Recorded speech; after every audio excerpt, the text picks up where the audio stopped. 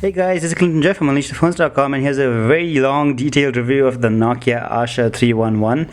Since this is Nokia's first full touch S40 device, I thought we should probably make a long video letting you guys know everything about this phone. With the Asha 311 you have a capacitive touchscreen, which is a lot better than the resistive touchscreen on the 305. You have a proximity sensor or light sensor right there, I'm not too sure. A front centrally located earpiece right there. You have these green and red calling buttons and nothing much at the front, so it's very minimal. It's also very just to show you how it looks, it's really small and it's really tiny to hold in the hand, but it is very comfortable thanks to all the curves and everything, so it's definitely appreciated. Going back to zooming in a little bit, you have no ports on this side, but you do have a 3.2 megapixel camera at the back, and the back panel slides off, but it's a little hard to get off because the build quality is really pretty good for an Asha budget phone. But you have a little loudspeaker right there. It's okay, it's pretty loud, louder than most flagship phones nowadays, but still could have been a little bit louder. You have a screen lock key at the side and volume buttons right there. Just to show you quickly, this is the volume animation. It's very cool. Right, and at the top you have a standard micro USB port, a standard Nokia charger port, and a 3.5 mm audio head jack. So definitely what you expect from a phone nowadays. Interesting to note that the Asha 311 uses the swipe UI of the Nokia N9. That's basically Migo Harmoniton UI that has been downplayed all the way to the Asha series of phones. You can also press and hold to change your home screen or the other three home screens. You can add a shortcut or add a contact or basically anything you'd want to do. Very cool. You can also rearrange your icons or change the last home screen for either a dialer, a music player, or a radio, depending on what you use. I have it set on the dialer, which is the default setting. There's also a call log and access to your contacts right there. Contacts are pretty cool. You can basically save it to your SIM card or save it to the phone, and you have all these different options right there. You can also edit it by tapping the little button on top and add a detail or a number or a display picture, etc. Very cool stuff. You can see the UI is really fluid all around, and it's quite quick too, thanks to the 1 GHz processor under here. Just to quickly show you a little bit about all the different apps on the Asha 311, I'm just going to zoom in a little bit more and show you the calendar. The calendar is actually very inspired by S60 and Symbian version 3 and Symbian Bell, wherein you can add a new to-do or reminder right there. Pretty useful. Doesn't import your Facebook birthdays though, unfortunately. The contacts field I already showed you. It's pretty cool. You can add a contact, an image, basically everything you'd want to.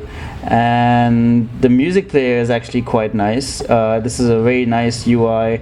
A little bit cluttered compared to what you're used to on the Windows phones nowadays, but quite good for an Asha touch device.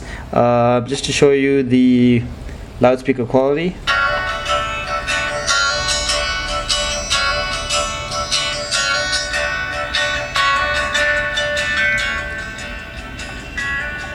So yeah, it is quite loud, not too bad at all. Apart from that, you can also sort your music by tracks and artists and albums, genres, etc., and even sort it out by videos if you want to play videos. So you can see the video player UI is quite nice. You can also exit it and get back to it just by using the notification bar at the top.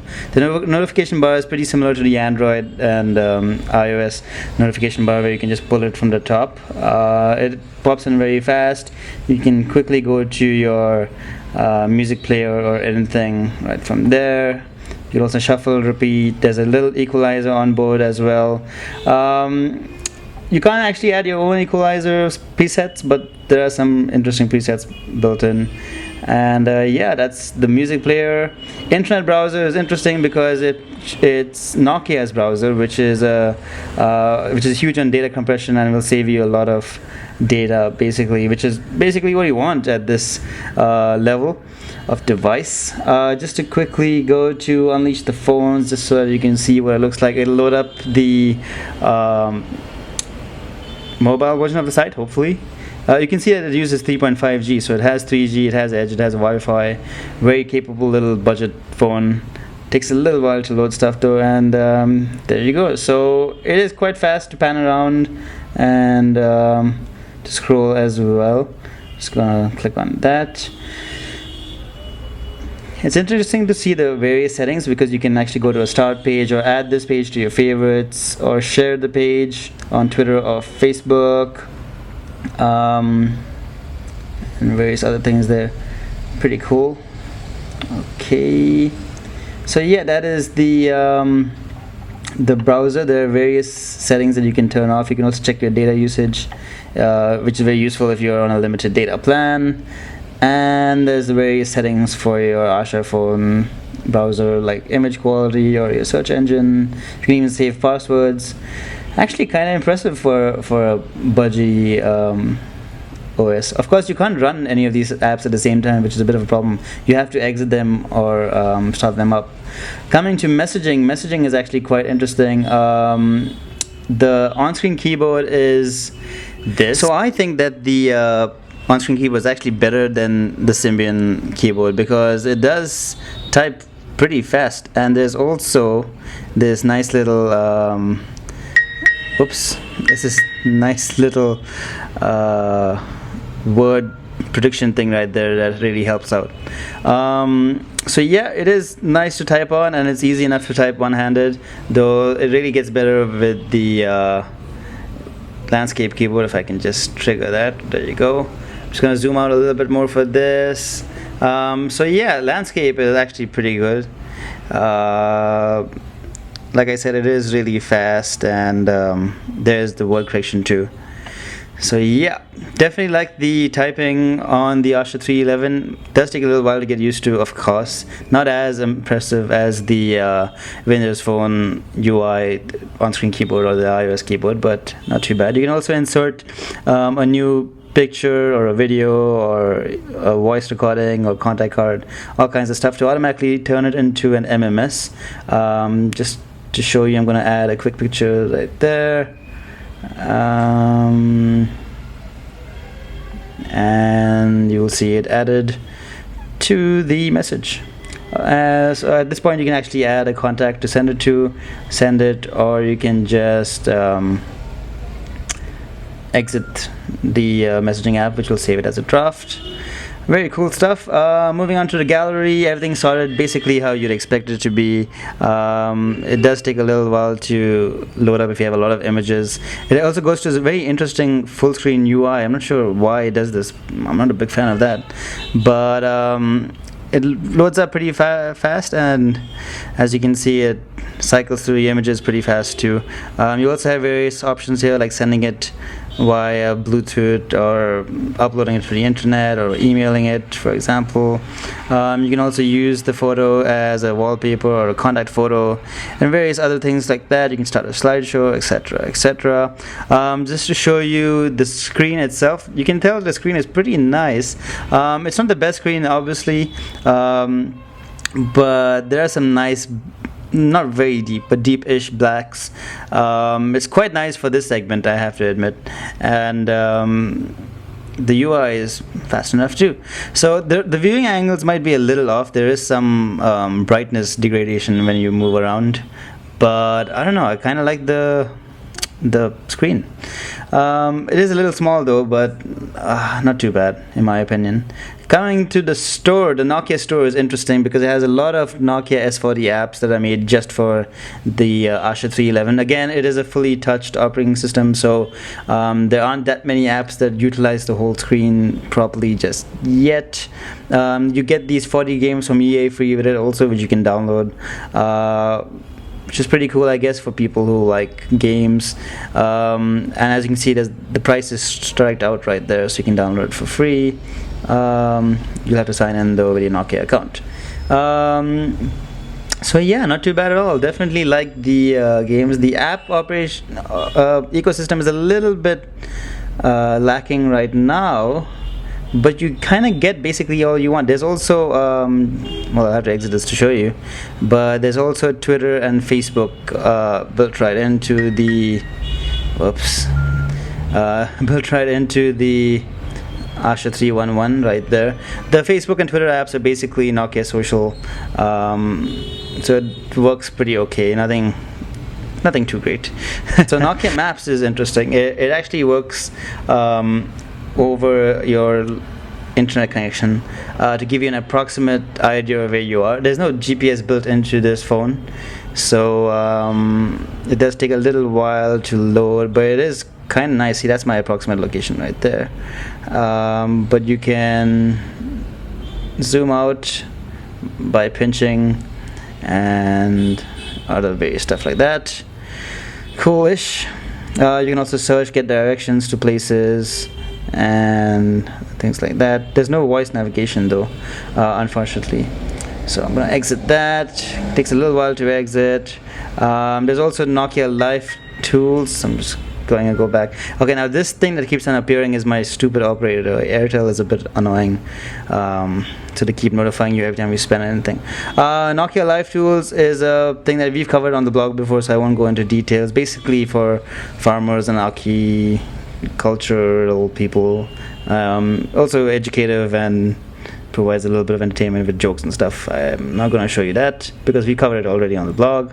Camera. Okay, so the camera is interesting. It's a 3.2 megapixel camera, as you know. Takes a picture pretty fast. You just tap on the button right there, takes a picture. Takes a little while to show it to you, and that's about it. So coming to the camera viewer, you have a little quick toggle right there to switch between video and image. This is the video mode. In the video mode, you can turn your mic on or off. You can also add fun effects like sepia or whatever you would need. There's also pro settings like lighting, exposure, and a grid that you can use on screen. And there's also more settings like your video size. You can also record in widescreen video, which might be a little bit better. What else do you have? You can also turn on your video sounds and your video preview and other things like that. Alright, so coming to the photo mode. In photo view, you have the same bunch of settings. You have various capture settings like sequence and self-timer mode. Alright, so moving on, you have Nokia Social, which is a social app that will get you signed up to Flickr or Orkut, and you can use it, basically a client that you can use to access Orkut and Flickr. Not too sure how many people do that, and it does a pretty okay job, not too bad at all. Coming to mail, you can set up basically, I'm just waiting for that to finish now. You can set up any kind of email service with this, including Gmail and even Outlook Mail, I would expect. Of course, there's also Nokia Mail by Yahoo, which they're really pushing in, but it does an okay job, pretty much what you expect from it. You also have Nokia Internet Radio, which is very cool, so you can stream music in from the internet. You have a voice recorder. You have Nokia Music, which is a very cool service, so you can download unlimited songs right from the Nokia Music Store for 1 year, I think, or maybe 3 months. I'm not sure how long the Nokia Asha service is. So yeah, very cool stuff there too. And apart from that, you have the various bunch of apps and things. You have Facebook and Twitter, like I mentioned before. You have a weather app, which is kind of cool. It'll tell you the weather based on where you're at. Doesn't detect it automatically though, unfortunately. And you have Angry Birds, which is a favorite for many people, and it works just fine too. Oops.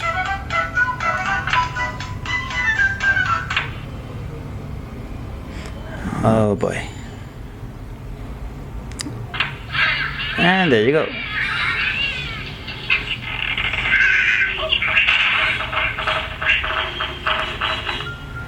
So yeah, Nokia Really did get a lot of effort into putting Angry Birds on this thing. It works fine. There's also a couple other games, and like I said, the 40 EA games that you can download before it. So yeah, that's a very long introduction to this device, but at the end of the day, you have a very nice little device. The Nokia Asha 311 is actually very nicely built. The build quality is quite nice. A little glossy, so it's a little bit of a fingerprint magnet in my opinion, but it does look really nice. It's really small and easy to hold in the hand.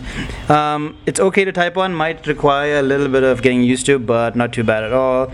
It's really quick, which is the most impressive thing about this phone, and it has everything that you'd basically want from a budget phone. Of course, you can't run more than one app at the same time, which can limit some people, I guess, but I just think this is a really nice all-around phone. The battery life especially is amazing. I got over a day and a half worth of battery life out of one charge, and this was on proper usage of using the music player for a couple hours and a little bit of surfing on the internets, and 3G switched on, so that is saying a lot. And the camera quality is also pretty decent. Again, not the best camera you can get, but for this segment I think it's pretty okay. So yeah, I know this is a very, very long video, guys, but do check out our detailed review on unleashthephones.com for a better idea. And if you have any questions, let me know in the comment section below.